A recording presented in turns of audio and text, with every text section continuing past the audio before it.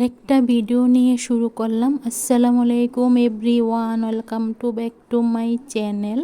দূরে কাছে যে যেখান থেকে আমার ভিডিওটা দেখছেন, আশা করি আল্লাহর রহমতে সবাই ভালো আছেন। আলহামদুলিল্লাহ, আপনাদের দোয়া এবং ভালোবাসায় আমরাও ভালো আছি। নতুন একটা ভিডিও নিয়ে শুরু করলাম। আজকের ভিডিওটা আমি রান্নাঘর থেকে শুরু করেছি।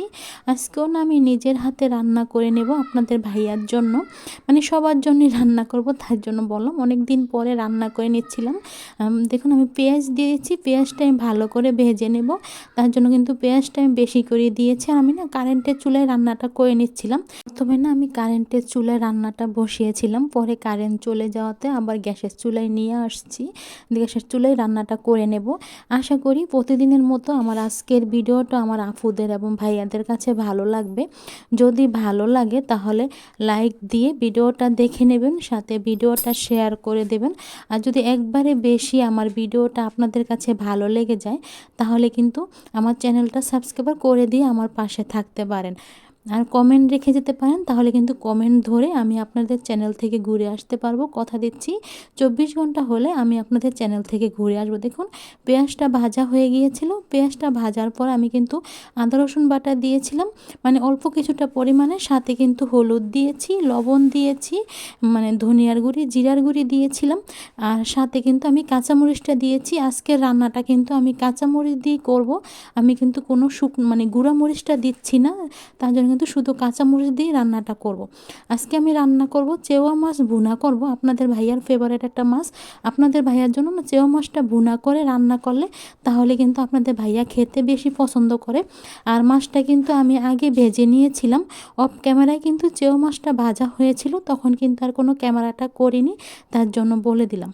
আমি রান্না করে নিচ্ছিলাম আর আপনাদের ভাইয়া কিন্তু ক্যামেরা করে দিচ্ছিল, সাথে কিন্তু বাহিরের দিকেও ক্যামেরা করে নিচ্ছিল।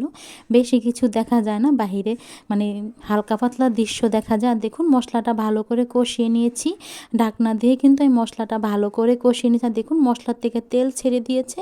এখন আমি টমেটো দিয়ে দিলাম, পরিমাণ মতো টমেটোর সাথে পানি দিয়ে দিচ্ছি। আমি কিন্তু আর কোনো পানি দেব না। এখন আমি ভেজে রাখা চেওয়া মাছগুলো দিয়ে দিচ্ছি। অনেকে হয়তো বলতে পারেন যে ছোট মাছ ভাজা যায় কি না, আপনাদের ভাইয়ার জন্য কিন্তু যে কোনো ছোট মাছই মানে আমার ভেজে রান্না করতে হয়, তার জন্য বলো আমি চেওয়া মাছটা ভেজে নিয়েছিলাম। আর এটা কিন্তু নদীর চেওয়া মাছ, আমাদের চাঁদপুরে কিন্তু চেওয়া মাছ বলে, বিভিন্ন জায়গায় কিন্তু বিভিন্ন নাম থাকতে পারে, তার জন্য বললাম। চেওয়া মাছটা আমি এখন দিয়ে দিলাম। চেওয়া মাছটা দিয়ে এখন আমি আলতো হাতে আমি এখন জলের সাথে মিশিয়ে দেব, বেশি নাড়াচাড়া করব না। বেশি যদি নাড়াচাড়া করতে যাই তাহলে দেখা যাচ্ছে চেওয়া মাছটা ভেঙে যাবে, তার জন্য কিন্তু আলতো হাতে আমি এভাবে নেড়ে চেড়ে দেবো। আর দেখুন আমার তরকারিটা কিন্তু রান্না করা হয়ে গিয়েছে।